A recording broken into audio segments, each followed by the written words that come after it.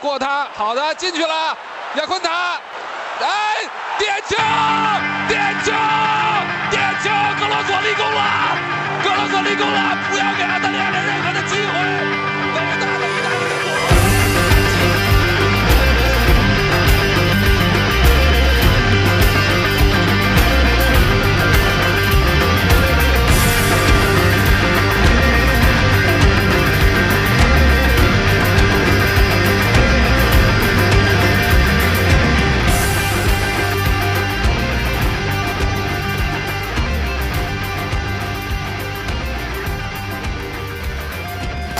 So welcome guys, welcome Chris. Welcome Antonio.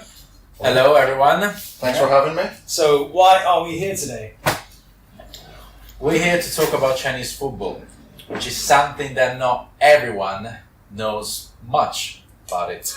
Yeah, as you were saying earlier, like a lot of the times you hear like players going to China, they have no idea where they're going. No, you just know that players go to China, but you don't know where they're going to play and how they're getting on, if the team is good, if they're bad, how many goals they score. Well, the first ever time I heard of Chinese football as a concept, I'm a Glasgow Rangers fan, and Rangers had, this is, you know, when we were in their pomp in the late 90s, and we had a feeder team in Shenzhen. Now I know it is Shenzhen. Before it was, you know, I didn't even know it was in China. Yeah, it was like Xinjiang or something like that. Yeah, I mean, you know, no country Glasgow could pronounce the fucking place. But everyone bought the top because it was an orange top, which is a sacred colour for Rangers fans.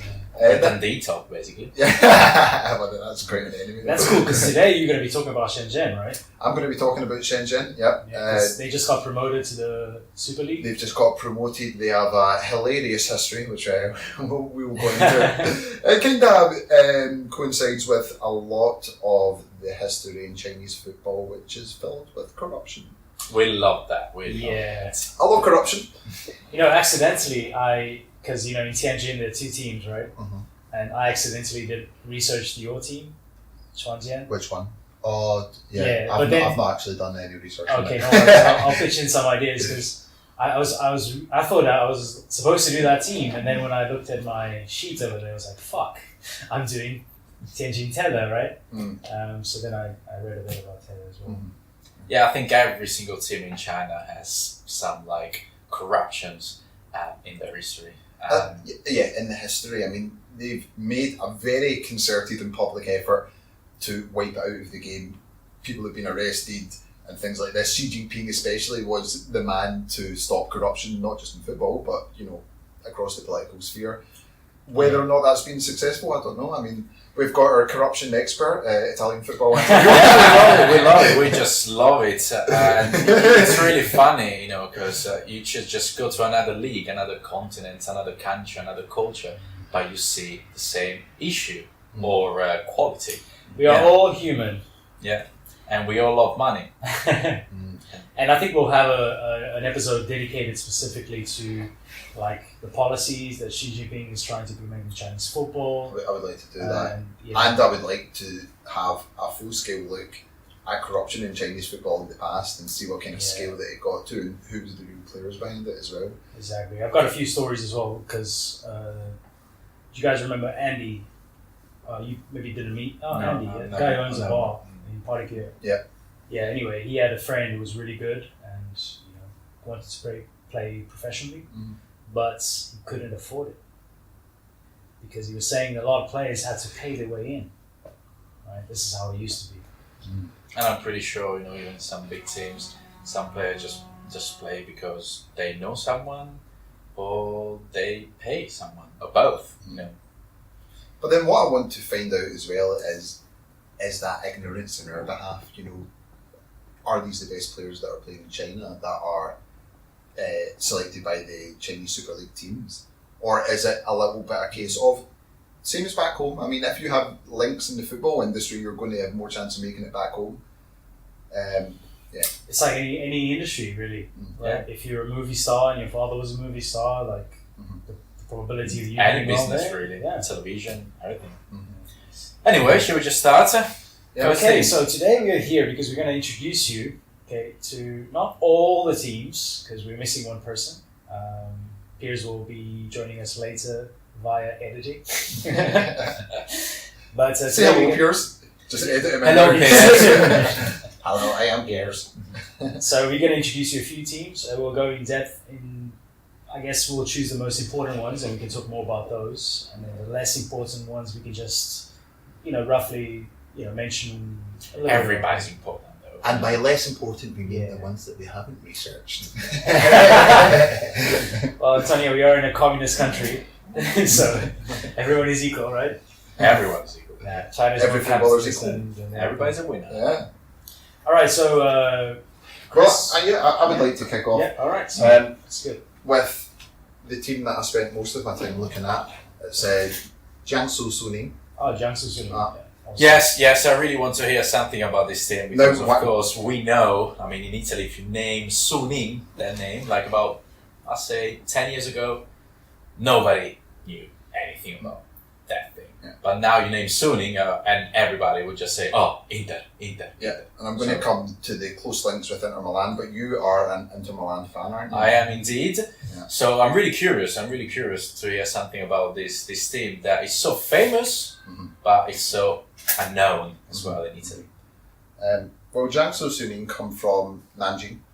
It's a city that you may not have heard of, but it's got a population of 8.2 million and is most famous for The rape. the rape of Yeah, Nanjing. the rape of Nanjing. The what? The rape. I don't know what that is. the rape of World War II. The the rape Japanese. of... Oh, that sounds The even rape more of Nanjing. interesting. Please, I'm all ears. Yes. Okay, we sound like really bad because we're laughing about rape. Like, sorry, Chinese fans. We didn't mean it that way. This can be edited out if it needs. It doesn't have to. I don't really want to go too in depth. Okay, with let's the just rape say of it was Nanjing. something bad that happened. It was when they got beaten 7-0 off Japanese Yokohama. Yeah, in football we also call that rape, alright? So don't come thinking, we're not here to talk about politics. We're here to talk about football. Right, but Nanjing is a city with approximately 8.2 million. You may not have heard of it, however, Nan is Chinese for south and Jing is for capital. It used to be the capital city of China, very important city in Chinese history. They play in the Nanjing Olympic Sports Centre, which has a very large capacity, 61,000, and their owners are the Suning Appliance Group, who I will be coming to later. Yes.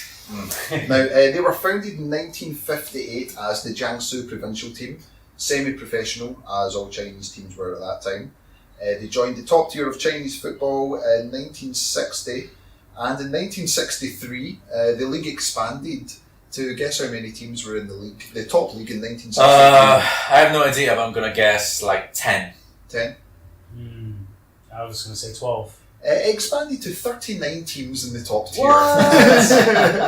That's nice as I'm well. not sure how that works with home games and away games, but there were 39 It's teams. a really weird number. It's there's not an even amount of games there. I'm not entirely sure how that worked. But yeah, there was 39 teams in 1963.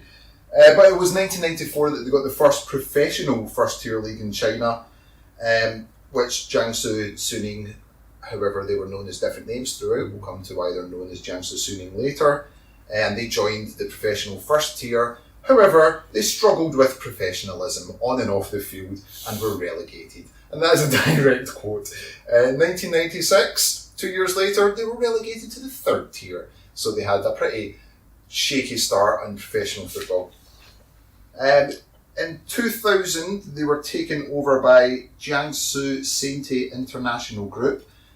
However, they were unable to prevent some of their players and coaches taking bribes. So it took us about 2 minutes before we're on to corruption. You're gonna hear this a lot during this podcast. I wonder if there's any Chinese club where their hands are clean of any corruption in their past. I mean, every single one that I was studying had some form of scandal. Yeah. Anyway, 2001. In 2001 is when it was shown the bribes to have taken place with a 4-2 loss to Chengdu.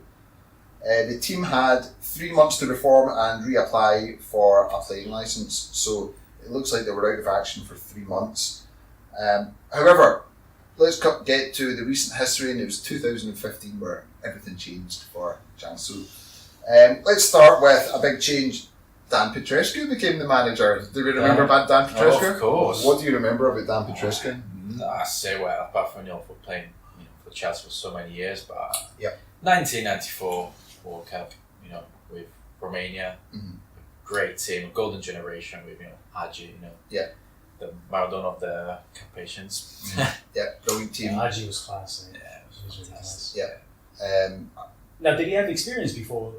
What was his He experience? did, and I've not actually looked this up, but I know that he had experience because when Rangers were in the Champions League in 2009, maybe, we were playing a pretty unknown team called Unirea, and I think they were from Romania, and their coach was one Dan Petrescu. We met them in the group stage, and they pumped us one of the games. That was a game that we thought we'd roll over them, and we did not. But Dan Petrescu was the manager then, so he had some experience and was appointed in 2015 as the Jiangsu Suning head coach.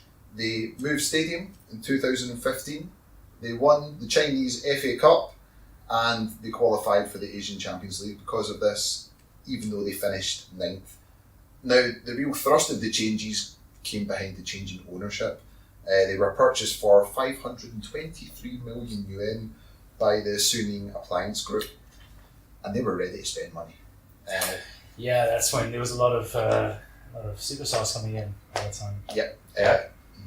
So they were really trying to change the face of Chinese football with this move and propel Jiangsu to being one of the premier teams in the league. In terms of their recent league finishes, in 2016 they finished second. So that money had a pretty immediate impact. They were good, like for a year or two. Yeah, for a couple of years they were good, and of course we remember some really good, famous footballers that from Europe. They just went to China. Yeah. Yes, it was a really good. I'm going to actually go into now with a little bit of the players that they signed in 2015. Now, they weren't splashing big money before this at all, but in 2015, 2016 they signed Alex Teixeira. Great player, from Shakhtar Donetsk. So many players and so many teams interested in him, but he went straight to China. Yeah. Do you remember how much money they spent on him? No, I don't. A lot, probably. Yeah, in pounds it was 45 million. Wow, which is a lot of money. We sometimes forget how fast transfer fees can change in football, and even in 2016 that was a lot of money to be spending to bring in a player to a non-elite league, basically. Yeah, and a player that was playing for Shakhtar. I was wanted by top dogs. Yeah, and never played like in a big league. He probably did play Champions League or Shakhtar. Played Champions League, yeah. But never experienced a big league. Mm-hmm. And I'd say around that time, like 2014, 15, 16, that was the golden era of Chinese spending. Like they was just non-stop. Non-stop. And every single big player was just linked to big teams in Europe and some team in China. Because right now you don't see a lot of it. I mean, not as much. Probably no. One club and another, like they still spend. I think one player in particular who we'll get to later is put off the idea of the marquee signing for ridiculous money because of the potential of a major backfire and a major money loss. Plus the other, I guess, there must have been some political, decisions taken there. I mean, there's this whole push towards developing the youth in China, so maybe money's being spent there instead, right? Youth academies and so on. Mm-hmm. Also in 2016, they signed Ramirez, centre midfielder from Chelsea, for 25 million. Former Benfica player. What do you remember about him from Benfica? Oh, he was class, man. But he only played for us for a season. And then he got classic, buy and sell, Straight off to Chelsea. Straight to Chelsea, with David Luiz at the time. Mm-hmm. But class. So he was signed for 25 million. So already that's a total spend on two players of 70 million, which is quite a jump up. This is properly putting money down and making a statement. The same year they signed Joe, the centre forward. Do you remember him? Of course, I remember Joe. Yeah. Wasn't he in Ukraine as well? Or? He played. He did play. In Ukraine as well. But I remember Joe playing. Maybe in Russia. Was he not playing in Russia?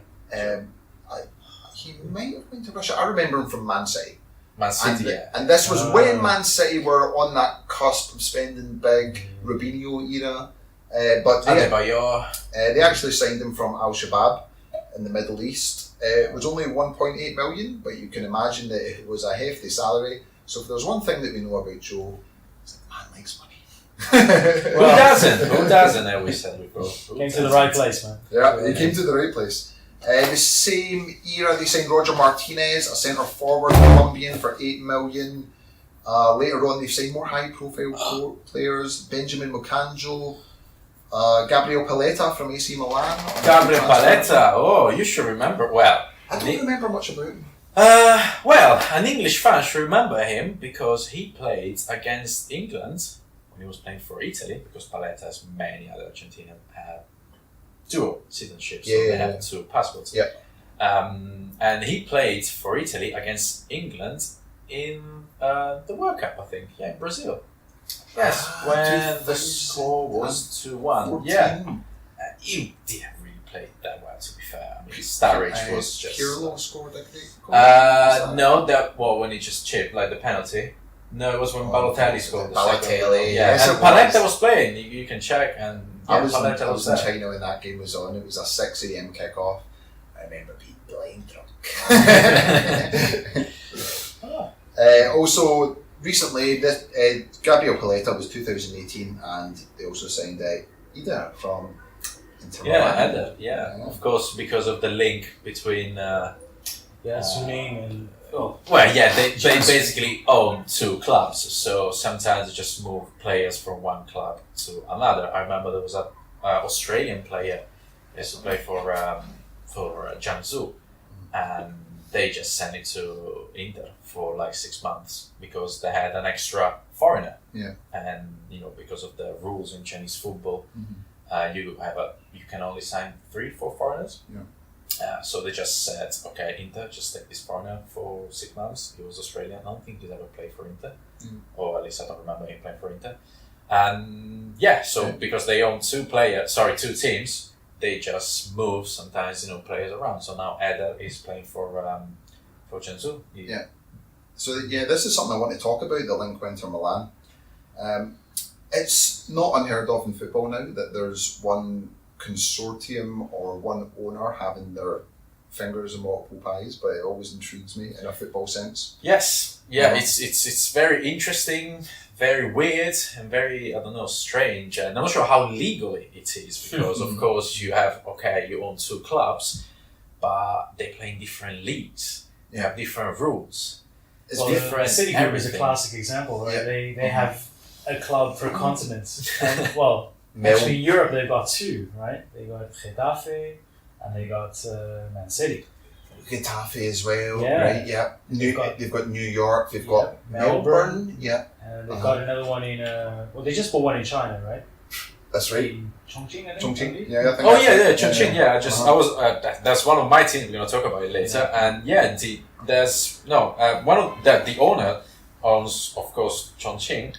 They own Granada in Spain. They have 5% of Minnesota Timberwolves in NBA and 60% of Parma in Italy. Wow. So they have basically hands everywhere in 3 different leagues and in basketball as well, like NBA. So it's interesting the links between China and Italy that seems to be developing football-wise as well. Yeah, because we all love corruption probably. But yeah, they kind of go hand in hand. Yeah, Parma lads. Another team. Oh, I'm sorry, Parma fans are over here. I know you remember Crespo and all these players, and then you went to League 2 in Italy. That's it. It's crazy. I remember 2000 UEFA Cup final. Was it Parma? Can't remember. I remember 1999 Champions League crossfire, Rangers bet Parma, and that was the Parma classic team. Yeah, if you say right now, we won against Parma, you're like, yeah, all right. 20 years ago, you won against Parma, like, what? Yeah. Big team. Anyway. But it was in 2016 that Suning became majority shareholders in Inter Milan. This was the first Chinese business to control a major European team, and they had a roughly 70% in shares for €270 million. So a lot of money was put down there. So just the remaining percentages still say, what was his name? The president of... No, Moratti, the yeah. also, of course, he's been a president for like, I don't know, almost because it was a family business, 20, right? yeah, Took 20, over. 25 years. No, but before him, like he sold it, actually after him, he sold it to an Indonesian businessman named Toyer, can't pronounce it pretty well. But then he sold his shares. So yeah, now it's pretty much all Suning that owns Inter. Yeah. So the partnership between Jiangsu and Inter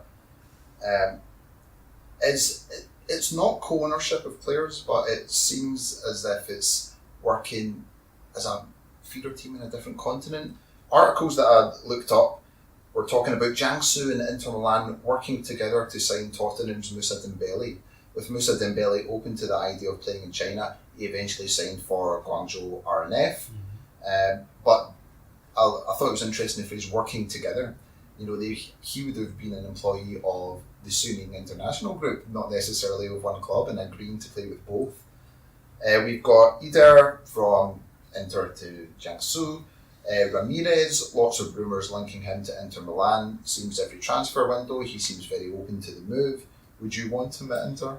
Yeah, at the moment, Yeah. absolutely. Haven't seen him like much of him recently. Yeah, I don't think he has played this season. No, I mean the first 2 seasons in China he was great. He was amazing as a midfielder. He was scoring so many goals.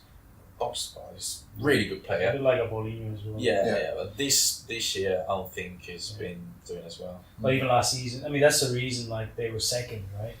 Because he was Him and top- Teixeira, Yeah, they were Teixeira, just, yeah. they were just class. Yeah. Yeah. and just top form. So the billionaire owner of the Suning Group is a man called Zhang Jingdong. Lots of links with Xi Jinping. Travelled with Xi Jinping on a diplomatic trip to Italy recently. Very powerful man. Yeah. Yeah, pretty sure he had a lot of pizza in Italy, expensive ones. Yeah. So kind of also in the same vein as Italy, where footballing power relates to political power. Yeah. Yeah. But we're here to talk about Chinese football right now. Yeah. And Zhang Kangyang is his son and is the youngest ever chairman of Inter Milan. Yeah. Stephen, his name is, his English name is Stephen Zhang. He's the current president of Inter, a really young lad. I don't think he's even 30. Wow. Yeah. I think he's Nice enjoying like Milan lifestyle. Yes. He drives around with a really nice car. Yeah. It's not a Fiat 500. It's not. But that's Juve, yeah. He will not be able to go around, with such car. But yeah, he's enjoying like his life in Milan. I don't know much about him as a football connoisseur, let's say. More a But figurehead. he's in a really powerful position and he's really young. And Inter fans have a lot of expectations. Is there question marks over him? I don't know. I really don't know because we have director of football, a really experienced director of football, and all the other people like the managerial board, really experienced. So I don't know how much power he's actually got. If he's actually the one making decision or anything. But he's got a really big job and a lot of responsibilities. Let's go into the current season for Jiangsu Suning. Their current manager is a Romanian coach named Cosmin. I'm going to murder his name. Cosmin Olaru. Well, that sounds right. Don't know much about him. Spent most of his career in the Middle East, but has won things in the Middle East. I think he was with Al Alai in Dubai and has been in different clubs and has won things there. Not an overly experienced manager when you compare previous managers that they've had, including one Fabio Capello. But obviously they saw something in him, and maybe they thought managers who have succeeded in Middle East maybe could translate to Asian football as well, because we'll find out from this podcast and just general knowledge that coaches who are successful in Europe does not always translate to China Yep, that is for a very multitude of true. reasons. We'll probably talk about Sven Goran Eriksson. Oh, I've got a couple of mentions of Sven, yes. Yeah. So far in the league, they've played 4, won 2, lost 2. They're sitting 9th with a goal difference of -2. Their last game was a disaster. They lost 3-0 away to Beijing Guoan. Yep. The official Suning FC Twitter said, total disaster. You know why as well? Because they had one man, Beijing Guoan had a red card, 30 minutes right. in the game. Yeah, eventually evened out and they both had a man sent off, but yeah, Beijing Guoan were down to 10 men for a while when they had 11. What I thought was interesting as well was the Twitter account commented that the margin between CSL top 4 with others has enlarged. The idea that we're seeing a clear top 4, something that we're used to in English football. We've got the top 4, maybe top 6 now, and there's a gap between them. Well, it's better than a top 1 because it was a top 1 for quite a while. Yeah, it's very it was true. a top 1 and then a top second tier of 3 teams. Mm-hmm. But I think it's a bit more competitive now. Yeah. There's at least 3 teams clear, fighting for the title. Mm-hmm. Maybe a 4th with Shandong. Yeah. But Beijing, Shanghai, and Guangzhou, it's a bit like the Portuguese league. Yeah. I think in the last 3 4 teams, years as well, since Jiangsu received that change in ownership and the massive investment usually comes at the start and it dies down a little bit, and we're in that period where it has died down a little bit. They're not spending 70 million this season. Other clubs will get stronger, whether through new ownership or just buying some key players. I read an article just from last month saying, could mid-table be the new normal for Jiangsu soon? And it was just saying that the fan expectations are that they should be challenging at the top. They have one of the richest owners, but it's not working out that way, and they should maybe get used to being this kind of mid-table team. Yeah, well, again, I think there's a transition phase in Chinese football, right? Where it went from the initial phase of hyper excitement, this Signing a lot of foreigners, just go for it, splashing out, and heavy investment in marketing, and now the shift has changed to youth. So I think a lot of money's been spent in youth academies, and I'm sure we'll talk about that. These amazing, humongous academies that exist with partnerships like Real Madrid and so on. That costs money too. Right? And it's more well invested than Tevez. Yeah, and it's also something that the government is really willing to see, and is really pushing every single team to invest in youth teams and youth in general. Exactly, you're right, because a lot of, at least the companies I came across that own these clubs, a lot of them are state owned. Yes. Yeah. And actually the ones that are, at least from my research, the ones that are not state owned are the ones that have kind of come bankrupt. Yeah. Corruptions and so on. So famously, Xi Jinping likes football, and for anyone that's listening, I'm kind of using air quotations when I say I don't know how big of a football fan Xi Jinping is, or if he sees it as a good public profile for China, being a strong football team. That's a good point. Absolutely. I'm not sure, but then what we do see is close confidants and powerful men in China also seem to be liking football, like Zhang Jingdong. Is this favours for the president that they're investing in football? I think it is. I mean, popularity, can come from anywhere really, and football will make, China visible to the rest of the world. And having a strong football team, a national team, famous players, everything. But also, it is true that in China, right, the older generation, they were and they are still the ones that are still alive, right? Or Xi Jinping's generation, they are football fans. It's just the modern youth that's really into basketball and so forth, right? I hope that's the intention behind it, because, you always say you don't invest in a football club if you want to make money.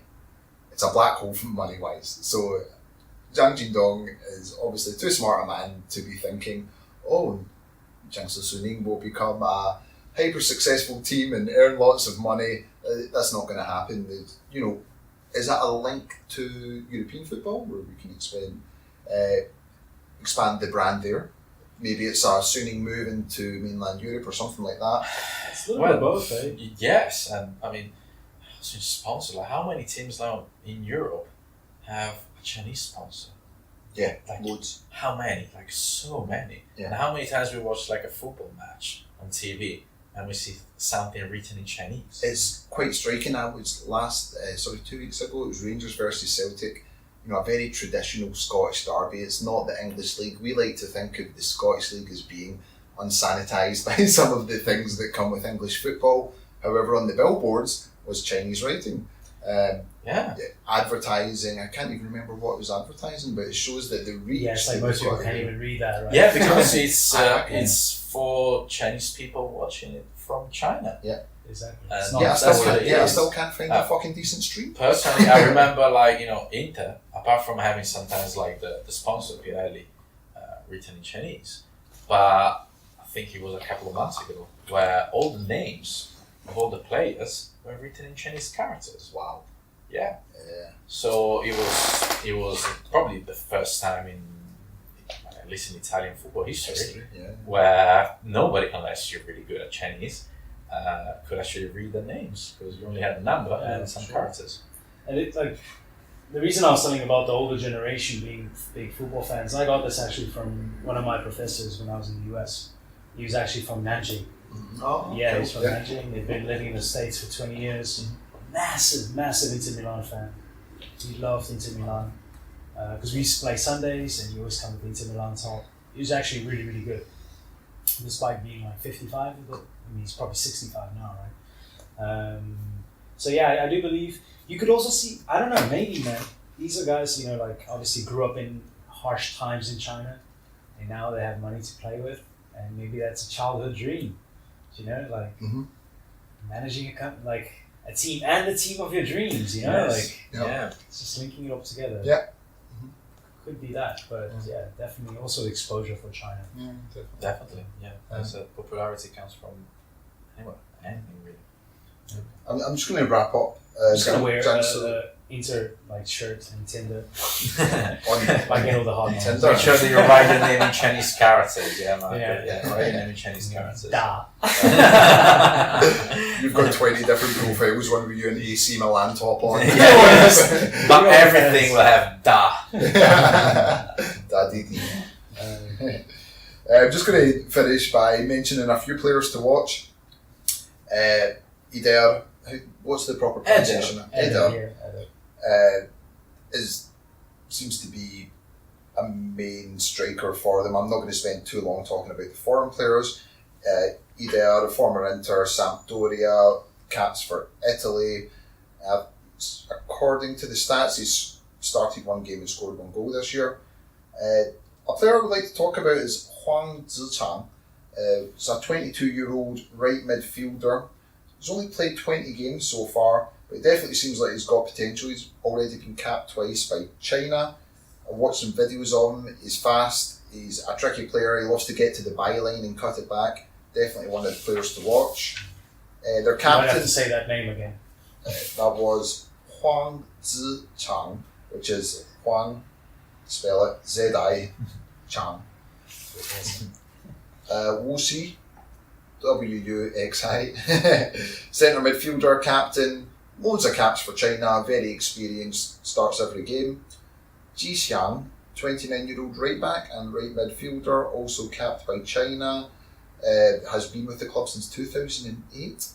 And Xie Pingfei, which is a left winger, capped twice by China. Doesn't play all that regular, but when they were 3-0 down to Shanghai in one of the first games of the season, he scored 2 when he came off the bench. So yeah, and they were good finishes. So I think he's up there to watch. Thank you, Chris. Chris, that was a lot. That was in depth, eh? Yes, I'm worried now. I'm worried now because I probably won't have as much information as you. All right, we're gonna have a break and we'll be back with part 2, where we're gonna tackle another Chinese team. Don't go anywhere. See you soon.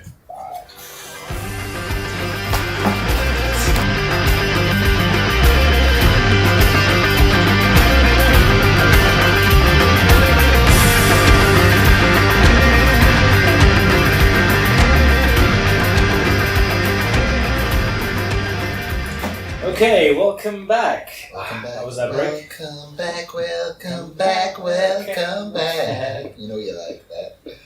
That was Mace with Welcome Back. Alright, sounds good. And now we're going straight to Italy. Yes, I'm here to talk about an amazing team called Beijing Renhe. Beijing Renhe. Yes, Renhe. I have a feeling I've heard that name before. Yes. Guizhou. Yes. Shall we get into that? Because they were founded in 1995. But so, for example, a player like Gabriel Jesus wasn't even born when they were founded. So they're really young, really new team. They were founded in 1995 in Shanghai, so not in Beijing. That's the thing with Chinese football that I think people are not really familiar with. No. They're a bit like the American franchises, right? They just travel around, they just move around. It's just crazy. So this team, which is now called Beijing Renhe, so they're in Beijing, were founded in Shanghai in 1995. But they moved to 4 different cities in their history. So in how many years? 25 years? No, 30, almost 30 years, yeah. So from Shanghai, then... They went to Xi'an, then to Guizhou, and then to Beijing. Some nice choices. Yes. I think they just would just Sometimes couldn't they afford just- like rent in Shanghai. Sometimes they actually follow the money. Yeah, right. sometimes they follow the money. Of course, Shanghai at that time already had a big team, Shenhua, which is still playing in the Chinese Premier League. I'll be talking about them later. So they were founded in 1995, and they started from the 3rd tier of Chinese football. But the owner, they really wanted to invest some money. So within 3 years, they got promoted to the top tier, so Chinese Premier League. And So this is when they were still in Shanghai. yeah, still in Shanghai. Okay. They were playing in blue, and also Shenhua plays in blue. So they wanted to change the color to say, look, we're different. So they just had a bit of white, so white and blue in Shanghai. And 1 year they really went for it, and they nearly won the Premier League. They only lost it by 1 point. But that was in 2003. But in 2012, there was an investigation, and they found out that they lost the title because 3 players accepted some bribe. Ding dong! Ding ding! Here we go. It's the bribery election. It is, yeah. Playing. Well, they were fighting with Shanghai Shenhua to win the league, but they lost the last game against a team that was fighting against the relegation. And so Shanghai Shenhua won the league by 1 point, and they were called Shanghai Pudong at that time. And they lost by 1 point because 3 players accepted some money. And again, And I'm sure we'll have a whole episode dedicated to only... Now, just as a little corruption. side track here, 3 players out of 11 how many players is enough to influence a scoreline? You just need 1 goalkeeper. That's the vital piece of the puzzle. Is the goalkeeper? Yeah, Sorry. I think everything involved also referees, and maybe it wasn't just related to one game.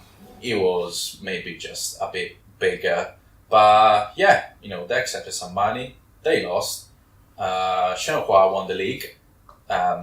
And that's it. That was retrospectively actually taken away from Shanghai Shenhua. Oh, That's yeah, right. so they lost Yeah. the title. And it was like 10 years after But the it was fact. 10 years after the fact, Yeah. 2012. Yeah, it took So them- it wasn't awarded to anyone, right? No, Just- now it's just Beckham, On the nobody record won. purposes. No, nothing.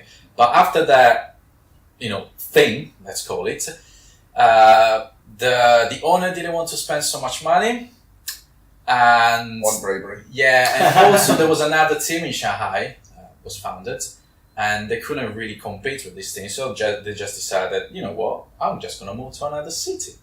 That's when you don't feel good in a city, you just move around. So they went So- to Xi'an. Yeah, they went to Xi'an. They changed the color, the kit, and they went for a different color, black. So for the people who don't know, right, maybe you can tell them a little bit about Xi'an, because that's a really important city. In Xi'an is a very historical city. It's where the Terracotta Army is, northern part of China, not that far from Beijing. It's a very historical city. I'm pretty sure a lot of tourists go there. And they just went to Xi'an. And for a couple of years, they were just average, let's say, they didn't do much. They didn't really compete for the league. Still playing in the top tier. But after that, again, because of the money, so the owner had some really good links, connection with Guizhou. And they sound like the footballing equivalent of the Simpsons monorail episode. Where he's like, I've got clubs in North Haverbrook, Springfield, and by God, we put them on the map. And that's what happened in Guizhou. So the government, Guizhou government said, look, we've got a brand new stadium, and the owner had really good business connection with Guizhou. So I said, you know what, I'm going to move to Guizhou. We've got a brand new stadium, I can do my business there, and why not? I'm going to move to Guizhou. And that was probably the most successful time, for them. Yeah, the reason I know about Guangzhou is because Paulo Bento, if you remember Paulo Bento. Yeah, Portuguese manager, manager. Now he's the current South Korean manager. Okay. Yeah, but he was a manager there. And that's how I knew about them. Yeah, and there they managed to win the Chinese Super Cup, the Chinese FA Cup, and they qualified for the Champions League, the Asian Champions League, for the first time, which is a really big achievement for a team. I remember that game actually. They beat Guangzhou Hangda. I think. Is that right? Yeah. A bit, yeah. And you qualified for the Asian Champions League by winning the FA Cup in China. Yeah, apparently. Yeah. And for Jiangsu Suning. It was the same, right? Yeah, they finished 9th, but they qualified for the Champions League, which is a bit of a weird one. So there's obviously quite a bit of emphasis placed on the cup. However, after all these, good seasons, they were relegated in 2015, and after that, guess what they did? Move. They moved again to Beijing, and guess what they did again? They changed their kit. So they went in orange. They're orange. They're playing orange. So they moved from blue and white, yellow, black. And then, black and yellow. Then they moved to Beijing for a very unique, and also Shandong they play in orange. They moved to Beijing, they changed the kit to orange, and they were promoted to the Premier League within 1 year. And they've been playing in the Premier League since 2016. It's good to hear that they're big on heritage and sentiment. Yeah. But as I told you before, they have a lot of fans around China because they move around. That's a good point. Yeah.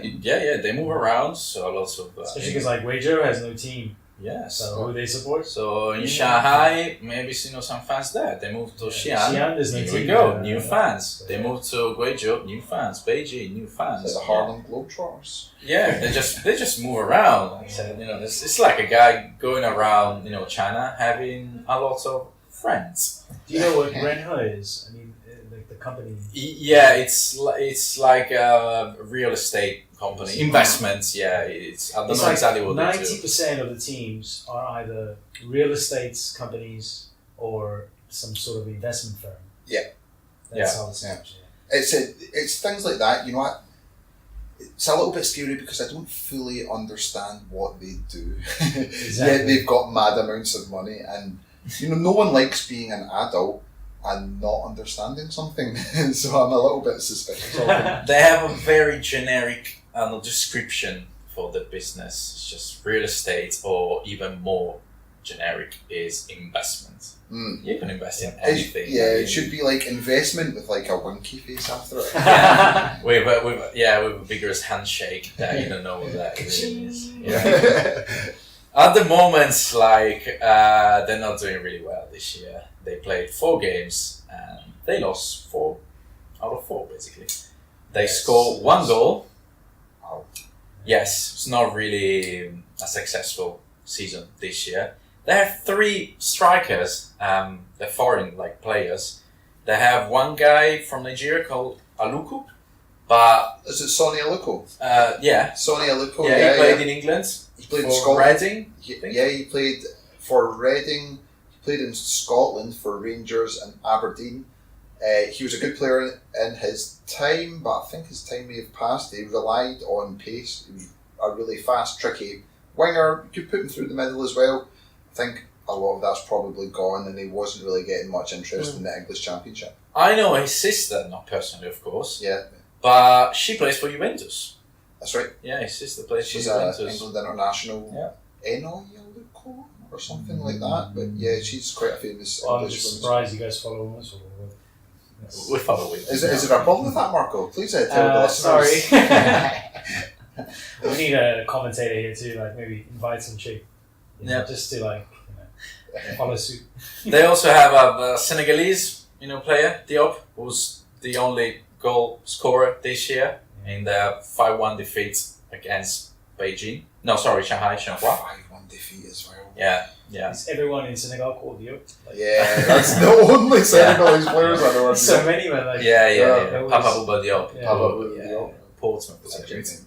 Yeah, they also have a Brazilian, Argentinian guy, Augusto Fernandez. Yeah, he played, a few games in Spain, I think for Valencia. Yeah, great. And probably some Italian fans remember Muslimovic. He played for Muslimovic.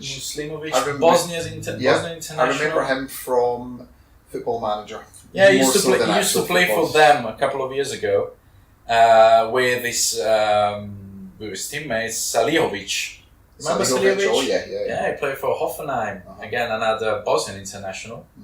Yeah. Was it Zlatan Muslimovic? Zlatan Muslimovic, yeah. He was like the not that Zlatan, but another Zlatan, like the cheaper version of Zlatan. Yeah, when he says I am Zlatan, He could say I am Zlatan, but quantify he needs to specify Muslimovic. Sorry, Yeah. Sorry, Zlatan. You've been introducing himself to friends. Yeah. I am Zlatan, Zlatan. not that one. I'm Muslim. Yeah, so this year I reckon they're gonna struggle. I watched a couple of games and they did not look good. I mean, scoring 1 goal in 4 games is not really good, is it? It's relegation form early on in the season. I mean, there's a lot of time to change things around, but losing 4 in the bounce is not a good way to start. No, definitely not. Who's the manager? The manager, I have no idea, but I will find out. I actually forgot. It's not that. It's not Chinese. I can't remember his name, but he's from.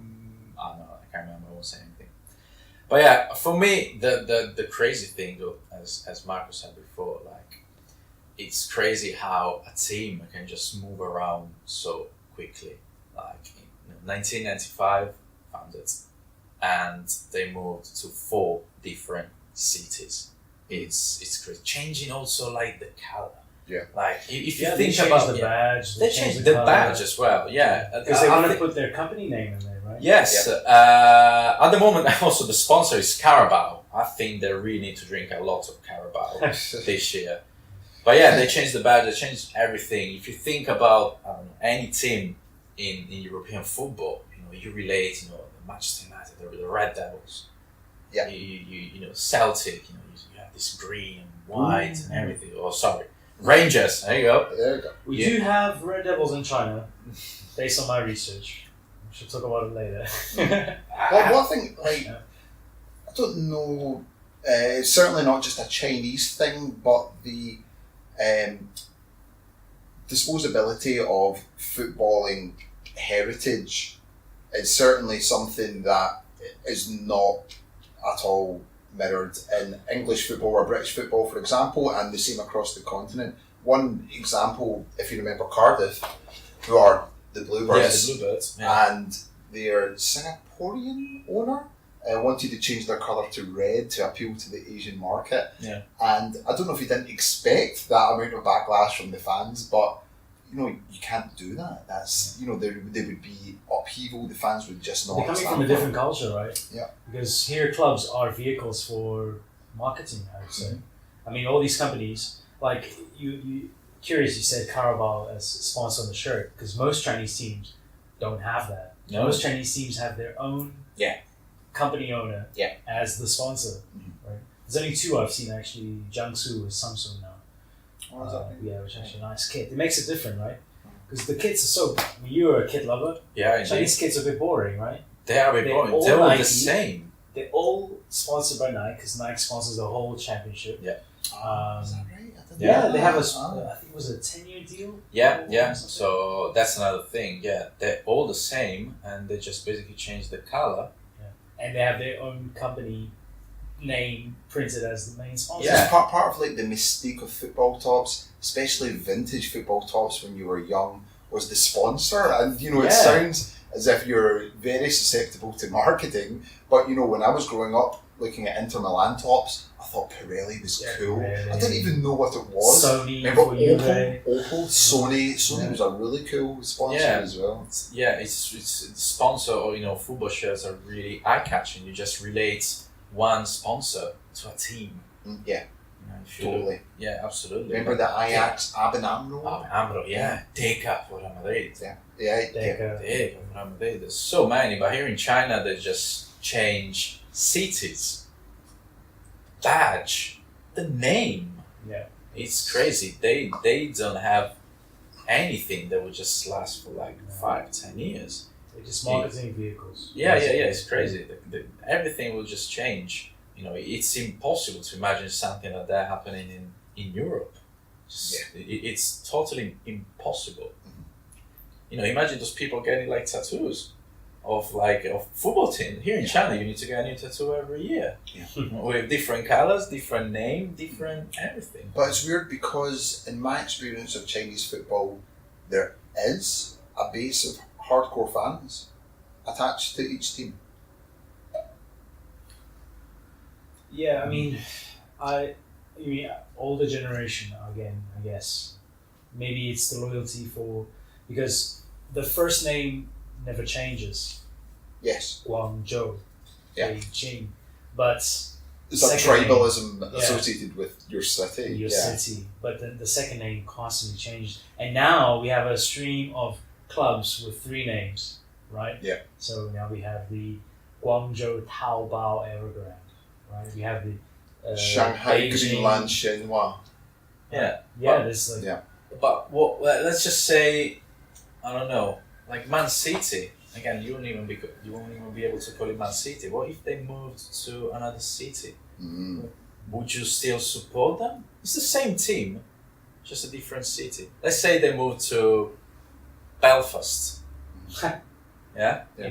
Or any other city. Would you Would you still support them because I like those colors, I like that team, or would you be like, no, I want to support a local team from Manchester because that's that's where I'm It's from. a difficult one because if you've invested so much time and effort into a team, the team that I grew up supporting was Glasgow Rangers. If they were to up sticks tomorrow and move to London to access a way to play in the Premier League, I would continue to support them. But they'll be called London Rangers. And they'll be playing green.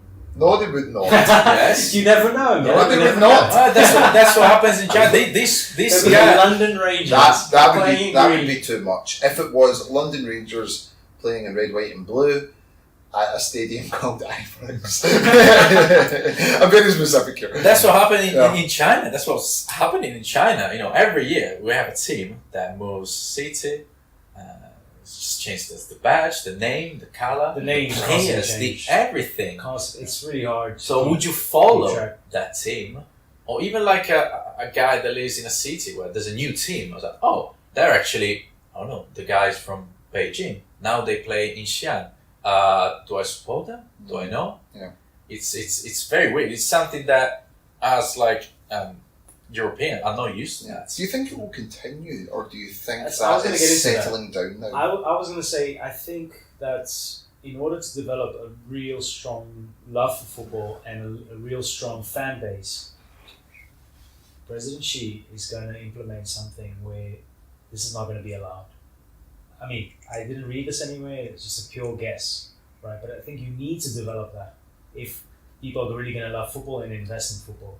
I think if they're looking to replicate the passionate football that is found on the continent, Europe or South America, then they will realise that's not the way to go because you don't create an atmosphere or a loyalty within your customers or your fan base.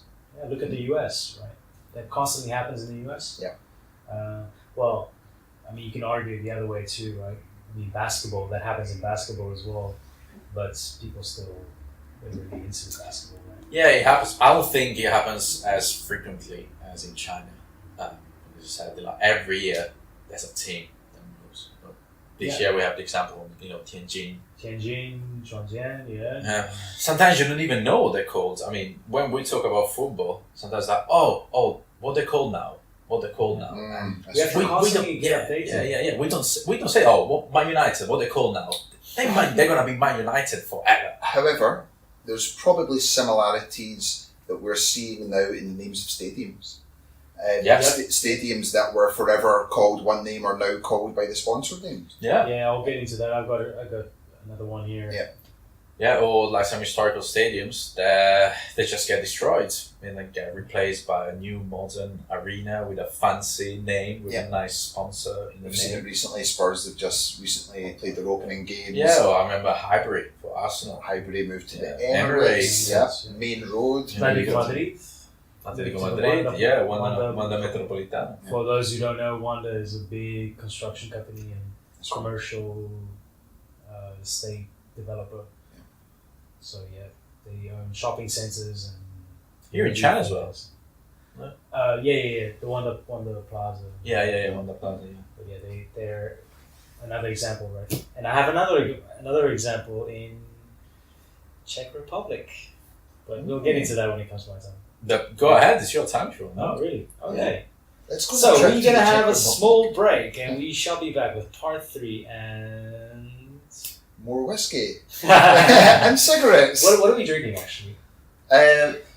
This podcast is sponsored by Macallan 12 years. 12 years. We change whiskies like Chinese change cities. We need more whiskey.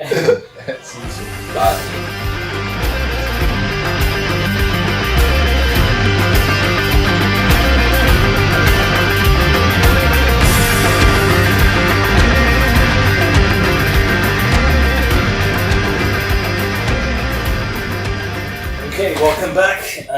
This break was sponsored by Snow Beer.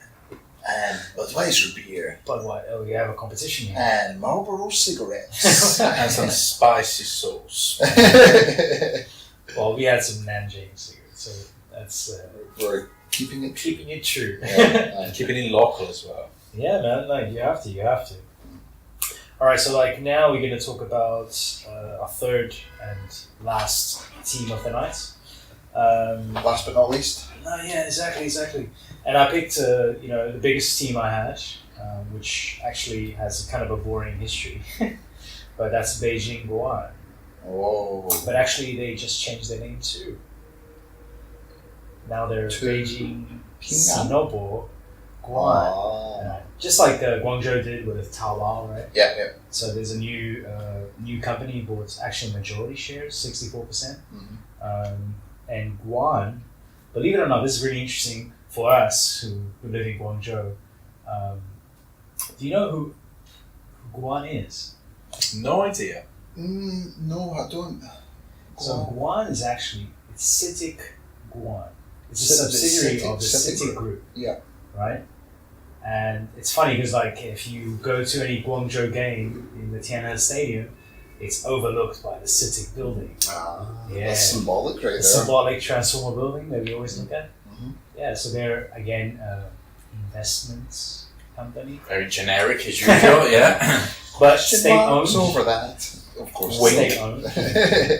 And the fact that it's state-owned reflects its history, that its history is a bit stable, right? Because I guess in China, when the companies or the clubs that are owned by state-owned companies, are have more backing, I guess, from the government. Well, if we look at famous examples of government-backed teams in the world, Real Madrid are famously the government-backed team of Spain. Yeah, Madrid. Yeah. Right. Do we think there's one clear example of that in China? Well, it depends. If we understand, like you said, right, was it Nanjing, Jiangsu, that the owner of Suning Group is very close with Xi Jinping, right? So, and it's funny enough because when did they pick up? 2015. 15. When did Xi Jinping come into power? 2012, 13? Something like that, yeah. So it kind of, reflects a bit. I mean, I don't know, there's something fishy there, right? Yeah, I could see, like we were talking about earlier, coinciding with interest that Xi Jinping has.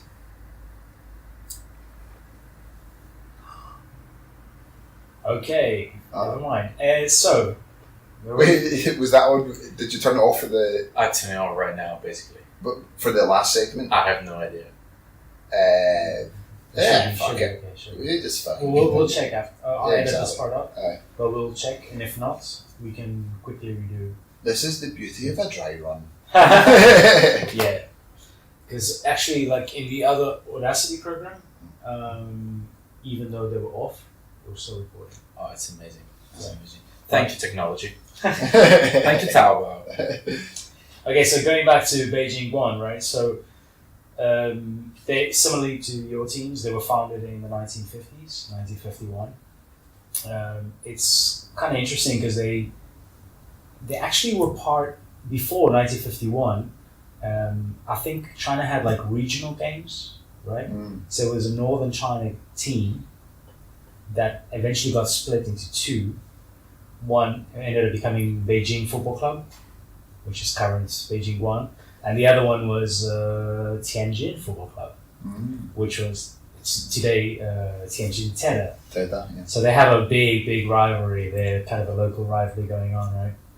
Because them two, Beijing and Tianjin, Teda and Guoan, alongside Shanghai, Shenhua, and I forget what's the fourth team. There are only 4 teams that have always been in the first tier of Chinese football. They've never been relegated or anything, right?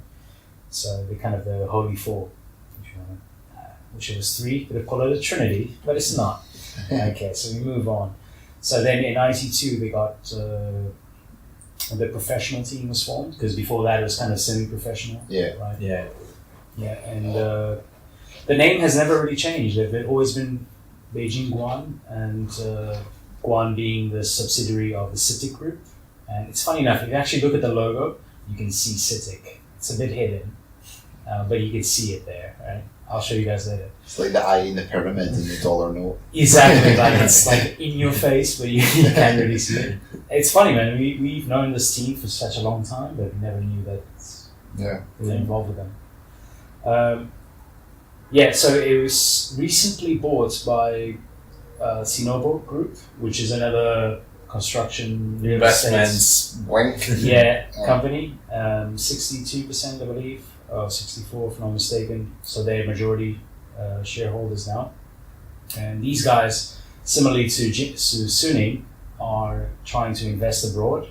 And their first project, and most recent one, just happened last year, is they now sponsor the Slavia Praga Stadium. So here we are linked to Czech Republic, like Exactly. you said. And Slavia Praga just played yesterday against Chelsea, so They lost. They lost 1-0. There's some coverage for the group then, Europa League coverage. That's obviously what they're aiming for with that. It's a tenuous link, I think, Czech Republic and China. Why would they be investing there? Yeah, I mean, apparently it's not only the sponsorship of the stadium. There's something related to youth development as well, with Czech coaches, sharing know-hows with Beijing, and then sending kids over there to train and so forth. But yeah, it's the Slavia Praga Stadium, which I don't know what it was, what it used to be called. Now it's called the SInobo Stadium. So anyway, apart from the Tianjin big rival, right? It's called the Jinjin rival. Beijing. Yeah. Jinjin. A little bit of a tongue twister for those of you who don't particularly know Mandarin. Like us. Like us, yeah. But in China, they form a big rivalry with Shanghai Shenhua, right? And I think a lot of people maybe get confused.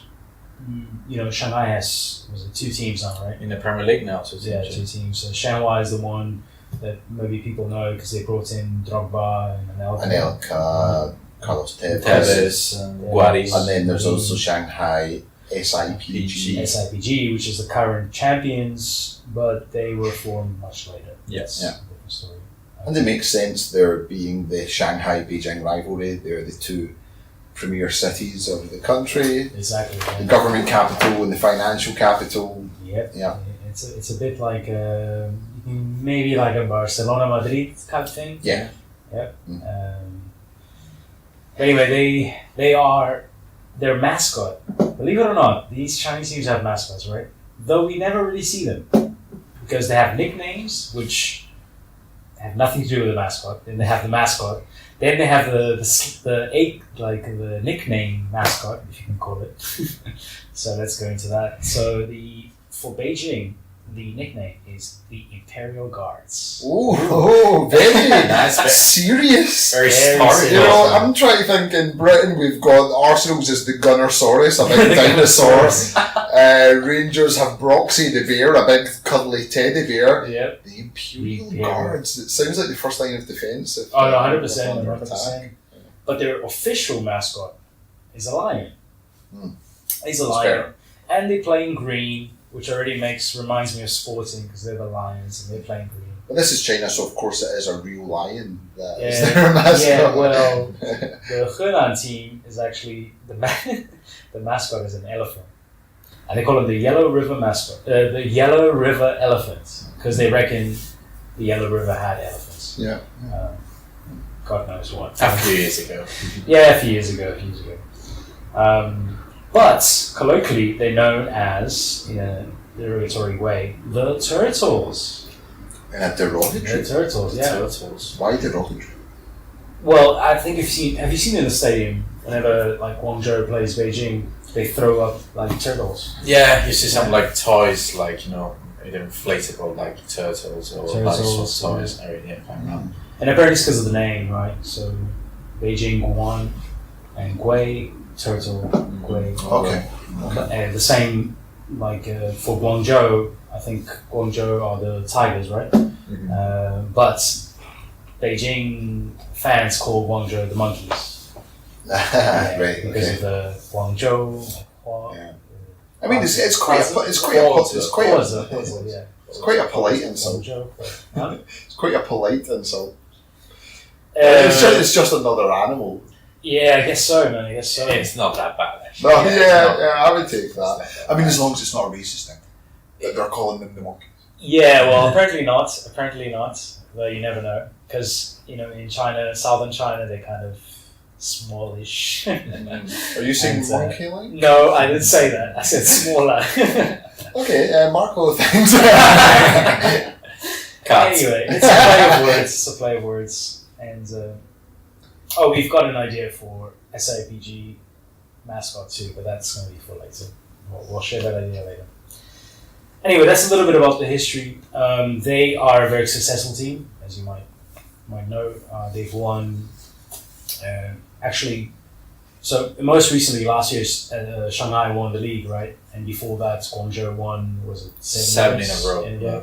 So right before Guangzhou, they were the ones who won in 2009. But before that, they had won 4 other leagues. They've won 5 FA Cup, Chinese Cup. I think And it's think called they- FA Cup. Yeah, it's it's called called FA FA Cup. Football Association Yeah, Cup. Chinese FA Cup. Chinese right? FA Cup. They won 5 of them. They won 5. What was it called? Jia. Is that the Super Cup? No, it was like before. It was called the Chinese Super League. It was called Oh, okay. JIA A League. Oh, okay, Something right, like yeah. So anyway, they've won a lot, right? They've won a lot. So I don't want to talk too much about the history because it's a bit boring. Let's go into the players. Hell yeah. Let's go into the players. And I'm not going to spend too much on the players because I want to spend more time on the manager. Because I think the manager is actually the star of this team. Right? Find out a lot about him. So, okay. 4 from the players. Let's start with the foreigners. We'll go a little bit into Chinese and we'll finalize with the manager.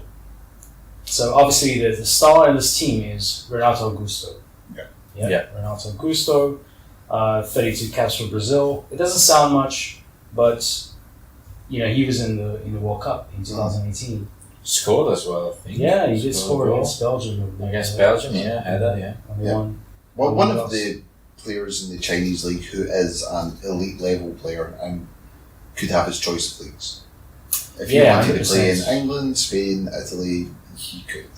100%. And, he has initially obviously played in Brazil, was linked to Flamengo, he played a long time there, and then he had a spell in Europe with Leverkusen from 2008 to 2012, and then he returned to Corinthians, and in Corinthians that's where he met Tite, the current manager for Brazil, and he played alongside Paulinho, for instance, right? And that's also one of the reasons why he went to the World Cup, because Tite knew him really well. Yeah. Paulinho, this is, or both yeah. Paulinho and Ronaldo Augusto. They played together in Corinthians. They played together in I Corinthians. think they won something together. Yeah, they won the Libertadores. They won Libertadores, yeah. They might have won also the World Cup. Continental Cup. Yeah, they might have. I'm actually I not think, sure. yeah, and Paulinho scored in the finals as well. Was he against Chelsea or Liverpool? That sounds about right. Chelsea it's with good knowledge right there. I think they did win something. I remember Paulinho scoring in the final, but I can't remember who it was against. Was it Inter? No. No, did Inter win it when yeah. they won it? Yeah. I think it was against an English team. I can't remember. But yeah. Yeah, but anyway, this is Ronaldo Augusto's fourth season with Beijing Guoan. He came from Corinthians. They paid 8 million for him. He's definitely the star of the team. Okay, let's move on from Ronaldo Augusto. The other player they have is, don't know if you guys know him, it's called Cedric Bakambu. Of course, yeah. Cedric Bakambu. Cedric. Cedric. No, I don't know. Yeah, French Villarreal. Congolese. Huh? From Villarreal. Villarreal, yeah. Exactly. Oh, really? Okay. Yeah, from Villarreal. And he actually was linked with Barcelona before he's moved to Beijing Guoan. He's relatively young, he's 28. This is his second season in Guoan. He's played 23 games and he scored 19 goals. That's not a bad record. He did actually play in his youth, he played for France, but then he decided to play for the Congolese national team. Okay. Yeah, so he's a Congolese. And guess how much Beijing Guoan paid for him? So remember, this guy was doing really well. A lot. I remember him with Barcelona. Yeah. It's going to be over the odds. He's gonna 30 million I'd say 50. Very, very close. You guys are right in the middle. 40? 40 million euros. That was his release clause. Yeah. So they just paid him out. So yeah, very interesting. Striker, forward, scores a lot of goals, doing really well. Again, 19 goals, 23 games. Good record. So a name to keep in mind, Cedric Bakambu. Is that one of your tips for top scorer? Of the... Yeah, maybe. I don't know. I hope not, as I'm not a big fan of Beijing. Though when I was doing research, I was actually really impressed. They're actually doing a really good job, and currently in the league, they're out of 4 games, 4 wins. Yeah, 4 out of 4. So, and they're playing really, really well. The other foreigner in the team is Jonathan Vieira Ramos. Spanish player, probably not very well known. Played in Las Palmas, then went to Valencia, then returned to Las Palmas. He's 29 years old. They paid 11 million for him, and he was quoted after he signed for Beijing. This took care of my future. I'm sure a lot of people think like that. Cha-ching. Yeah. I mean, if you could see a footballer's eyes, how fast they light up. If you're playing at a mid-level club in a European league when your agent says there is interest from China. Huh? There's all of the little signs in your eyes. Yeah, no, I don't really know much about him. I saw a few videos. I know he's an attacking midfielder, but he can also play in the wings. Yeah, but apart from that, he's 29 years old. He's got one cap for Spain. Okay. Yeah, so When he was at Valencia? he was in Valencia, what was that, 4 years ago? He probably got his cap when playing for Valencia. Probably around that time, 4 years ago. Now moving a bit into, there's also another guy, English guy, but I don't really know him, never heard of him. Nico Guinaris, no. No, it doesn't ring a bell. Arsenal youth. Never heard of him. No. Played in Brentford or something. Okay. Yeah, I don't know. Sorry, Brentford fan. Sorry, man. All you Brentford fans listening in, we know you're listening. Yeah.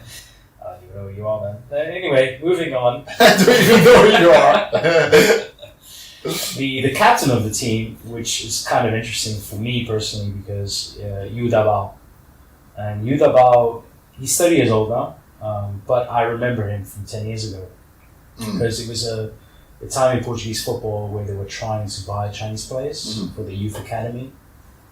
Kind of like a marketing strategy, right? Yeah. They wanted to develop a Chinese superstar so that, the name They of get the nice club. revenue from China coming Also in. marketing. They wanted the marketing. Sponsors. Just like Espanol now with Mule. Yeah. A lot of Chinese buy kits. Yeah, People shirts watching and so it. forth. Yeah. Anyway, so they're trying to develop that. So I remember this guy, Yu Dabao, in 2008, 2009. He was in the youth academy of Benfica. He never really played for the first team. But he was in the Portuguese press. They would mention him a lot. But anyway, he's got 56 caps for China. Yeah, he's a forwarder, 30 years old. And he's not the future of China, but Experienced hand to have definitely on your side, experienced. yeah. Played in Portugal a lot. And then Who did he play for? Benfica. Well, youth club, and then he went to some small teams. Did he play first team games for Benfica? No. No. There was another guy actually in this game against Jiangsu Suning past weekend. Where is his name? Oh, Zhang Yuning. So not Suning, but Zhang Yuning. A forward. This guy is like 1.86 meters tall. For a Big Chinese, guy. he's pretty big. Yeah. Scored an amazing goal from outside the box, like Talisca-like. 22 years old, 9 caps for China. Oh, nice. That's one to watch. We definitely want to watch. He was in England, but never What did he play for? West Brom, I think. West Brom. Oh, he was a West Brom youth. Yeah, Okay. youth. And then ventured about in some small teams in England, and then finally came to Beijing. And was he playing first team football, or was this at youth level? It was youth. I think he went to the first team, but he didn't. He didn't get any starts. Started, Yeah. 0 starts. I saw the big fat rear 0 there. Yeah. But interesting guy. One guy to look at. Decent pedigree, you'd imagine, as well, coming from an English youth setup, means something. I Yeah, would say. he reminded me a bit of like an Andy Carroll. Just very physical. Hopefully it was a better. Yeah, I just meant physically, right? Yeah. Not in terms of thingy. He's definitely more good on his feet, I hope.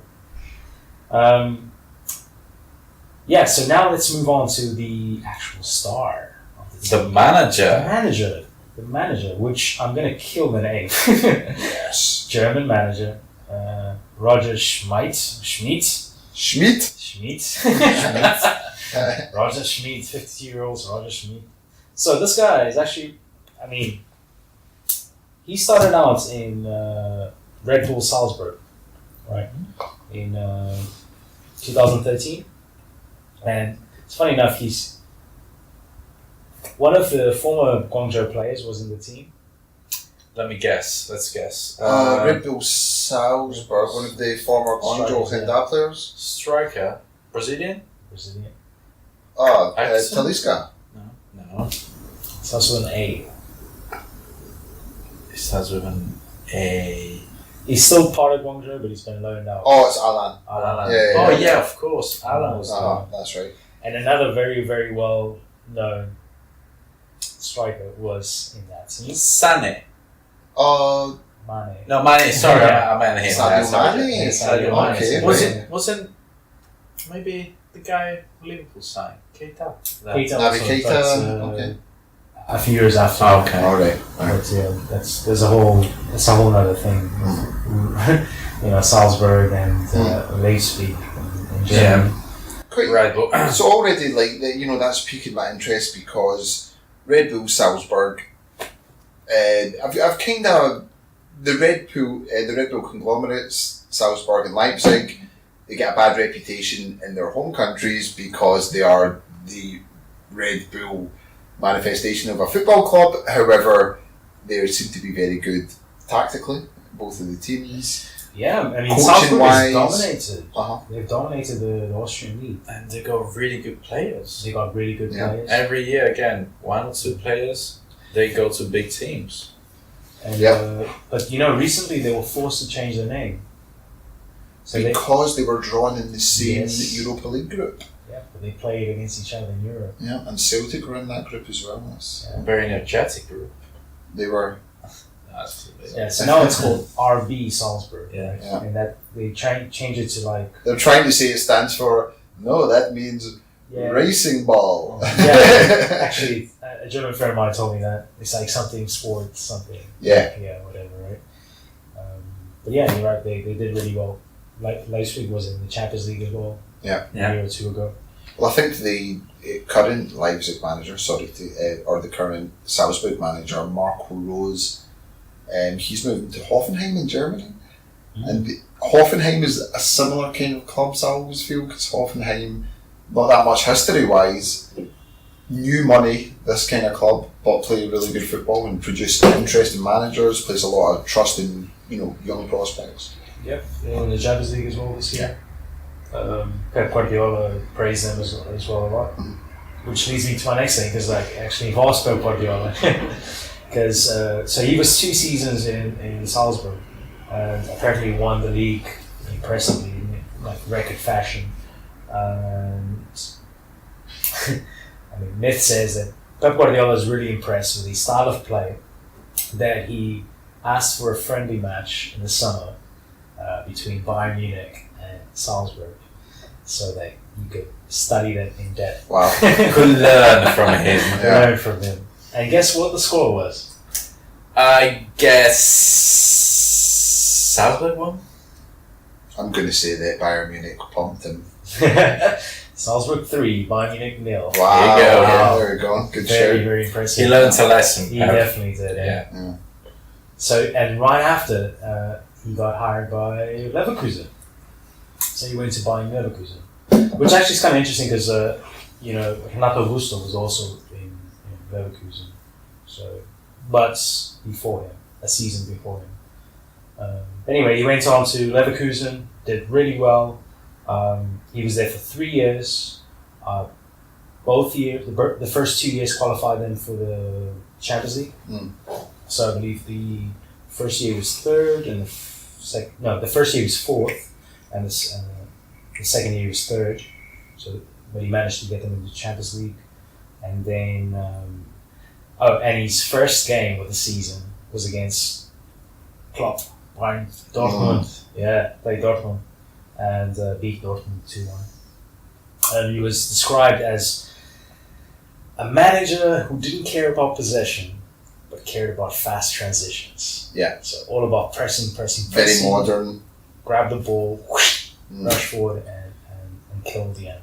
Which, relating it to China, definitely seems like an exciting appointment, because when foreign managers have been brought from abroad before, they either tend to be relative unknowns who have journeyed about the Middle East and Europe and Asia, or they have been legends of the game who are there for one last paycheck. Fabio Capello, Marcelo Lippi, Sven-Goran Eriksson.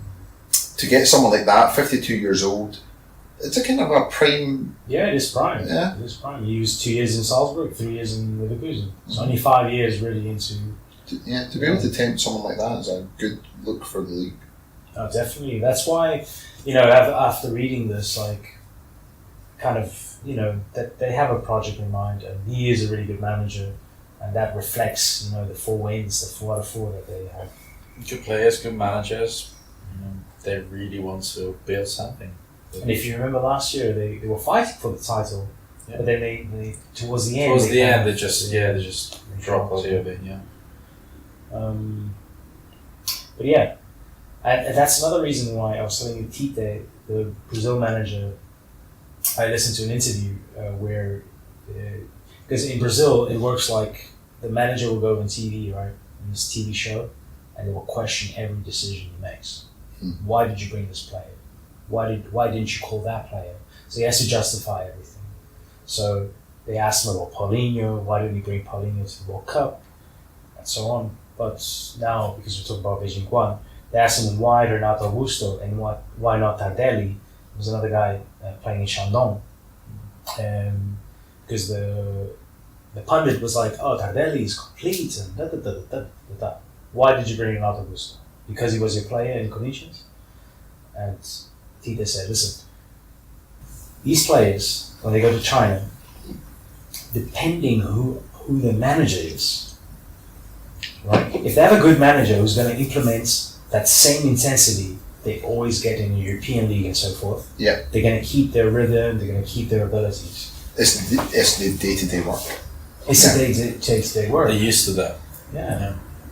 And he said, when I bring players that have been with managers who are not used to that rhythm, I can, even though he was saying this Tardelli, he's like, he has quality, but his level has dropped. But he said, Renato Augusto, no. Because of the manager. That's a very good point.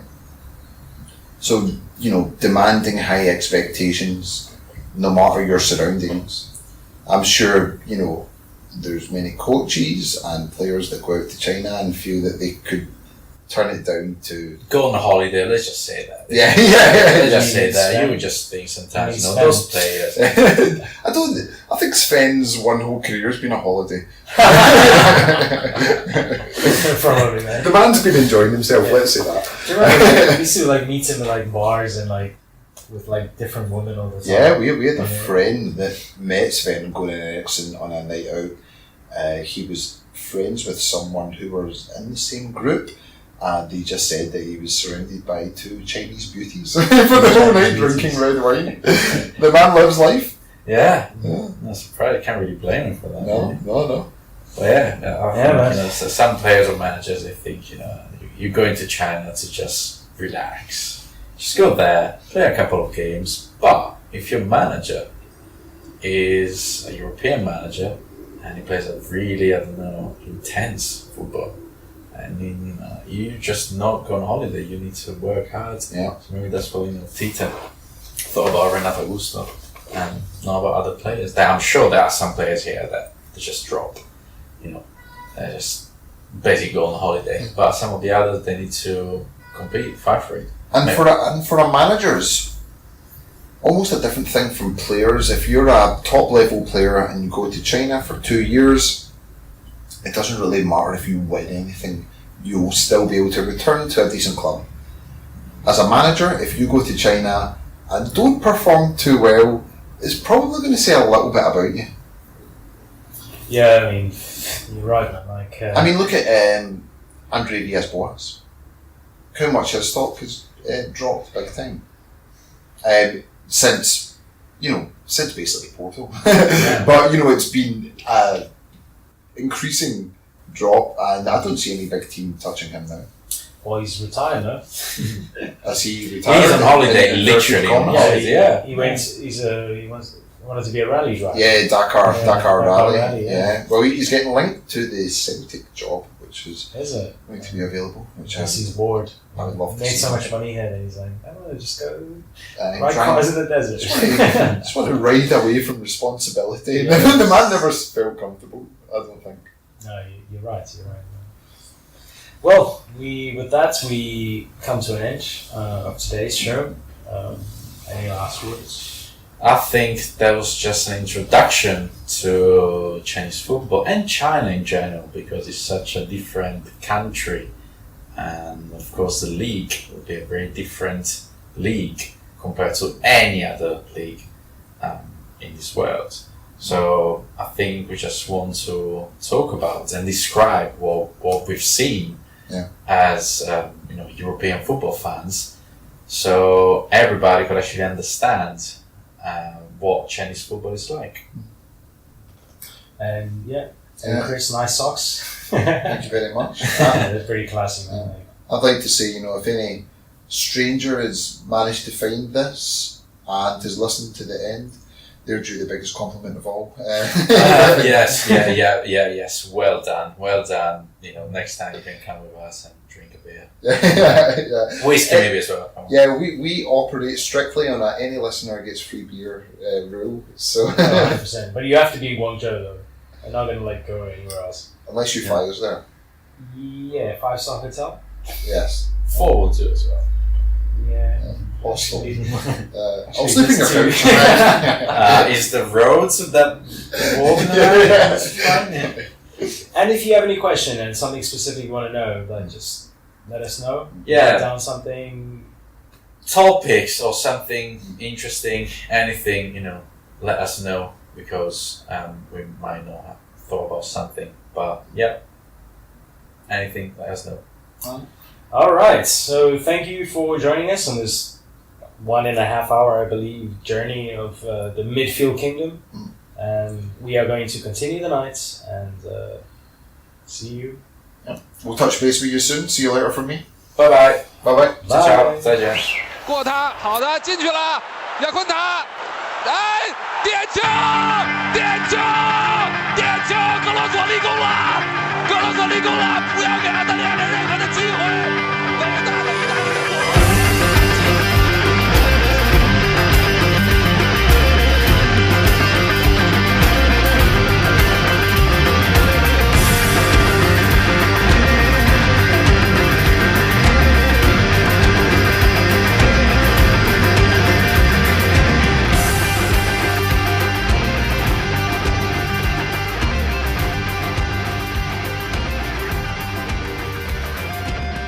This is going good. So even if the podcast is shit, I don't care. This is good fun.